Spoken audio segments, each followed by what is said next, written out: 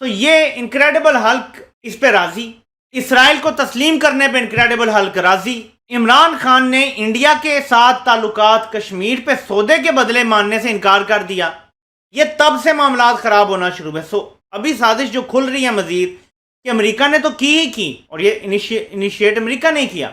History मौजूद है। सबसे बड़ी तो एक तो ये है कि इस वक्त इमरान खान साहब एंटी अमेरिकन कार्ड खेल रहे हैं और खासकर बार बार इसको रिपीट कर रहे हैं। हालांकि उन्होंने अब से चंद घंटे पहले ओवरसीज पाकिस्तानीज को भी जो उन्होंने खिताब किया है उसमें भी एंटी अमेरिकन उन्होंने चीजें की हैं। क्या बोलते हैं उस तरह का इंटरव्यू आप समझ सकते हैं कि ऐसा लग रहा है कोई छोटा बच्चा बैठ के जो है वो इंटरव्यू ले रहा है।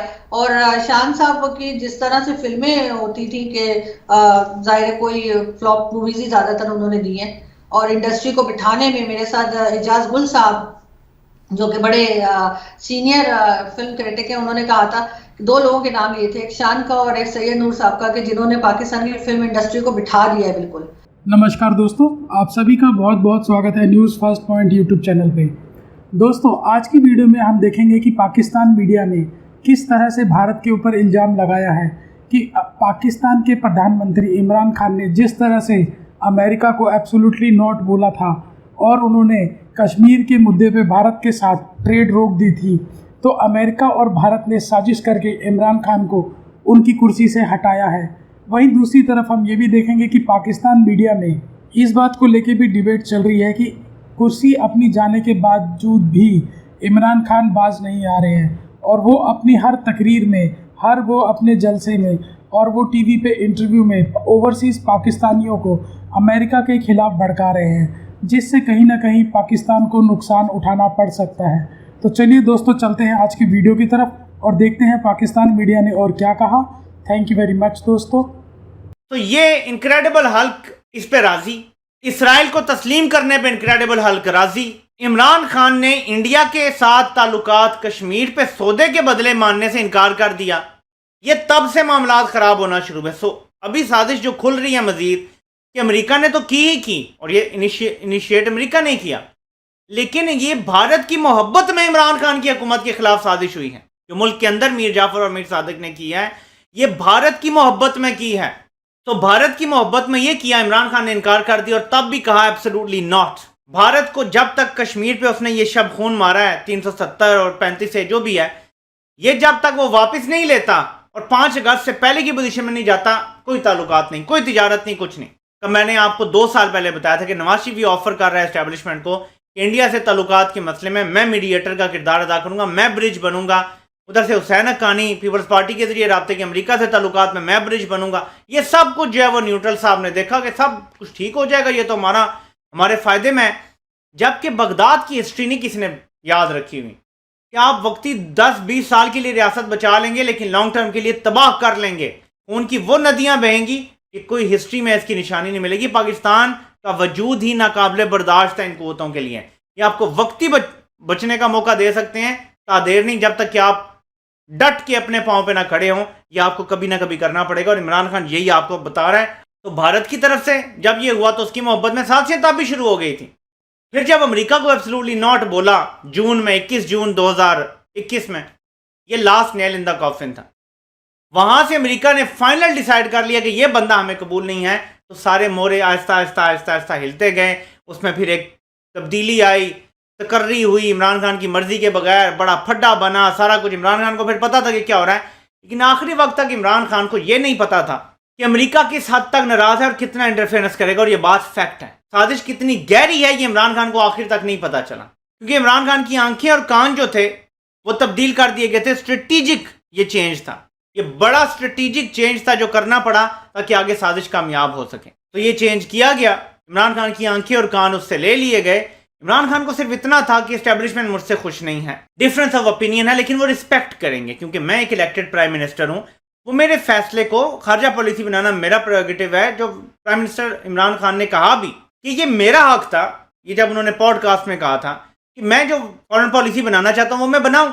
इमरान खान ने तो ये बात सोची हुई थी। और फिर जब ये लेटर आ गया सामने और इमरान खान ने, क्योंकि इमरान खान ने देखा हुआ था लेटर, इमरान खान ने मुख्तलिफ जगह स्पीचेस में कहना शुरू कर दिया कि मैं तो दुआ करता था ये लेकर आए, एक ही दफा मैं इनको शिकस्त दूंगा, एक ही बॉल से इन सब की विकेटें गिराऊंगा।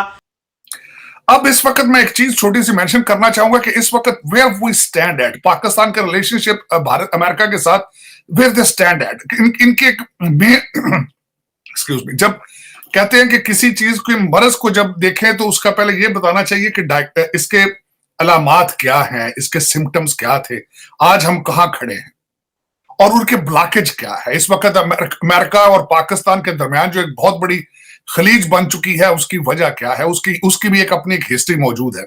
सबसे बड़ी तो एक तो ये है कि इस वक्त इमरान खान साहब एंटी अमेरिकन कार्ड खेल रहे हैं और खासकर बार बार इसको रिपीट कर रहे हैं। हालांकि उन्होंने अब से चंद घंटे पहले ओवरसीज पाकिस्तानीज को भी जो उन्होंने खिताब किया है उसमें भी एंटी अमेरिकन उन्होंने चीजें की हैं।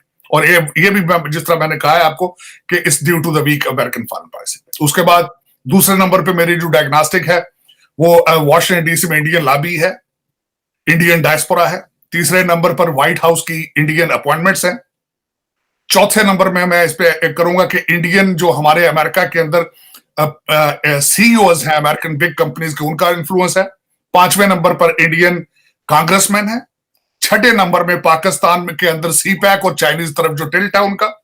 सातवें नंबर पर पाकिस्तान का करप्शन इंडेक्स।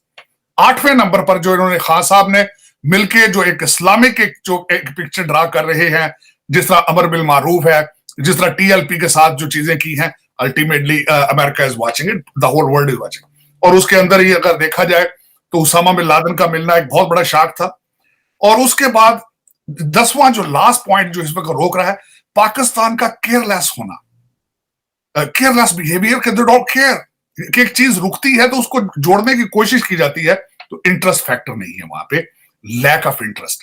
जो 10 एक फैक्टर हैं जिनके बारे में अगर सोचा जाए तो इसमें एक पाकिस्तान को काफी काम करना पड़ेगा। गाना क्या बोलते हैं, उस तरह का इंटरव्यू आप समझ सकते हैं कि ऐसा लग रहा है कोई छोटा बच्चा बैठ के जो है वो इंटरव्यू ले रहा है। और शान साहब की जिस तरह से फिल्में होती थी कि जाहिर है कोई फ्लॉप मूवीज ही ज्यादातर उन्होंने दी हैं, और इंडस्ट्री को बिठाने में मेरे साथ एजाज गुल साहब जो कि बड़े सीनियर फिल्म क्रिटिक हैं, उन्होंने कहा था कि 2 लोगों के नाम लिए थे, एक शान का और एक सैयद नूर साहब का, कि जिन्होंने पाकिस्तान की फिल्म इंडस्ट्री को बिठा दिया है बिल्कुल।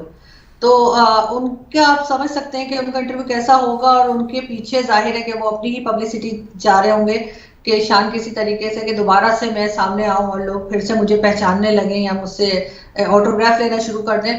क्योंकि अगर वाकई में हमारे पॉलिटिशियंस जो हैं वो सही जर्नलिस्ट जो होते हैं, चाहे वो नजम सेठी साहब हों या सलीम साफी साहब हों या शाजिब खानजादा और कई और दूसरे जर्नलिस्ट हैं, उनसे अगर इंटरव्यूज वो लेने की उनको हिम्मत हो जाए कि जी चले हम इनको अपना इंटरव्यू दें, तो जरूर कहीं ना कहीं बेहतरी आएगी।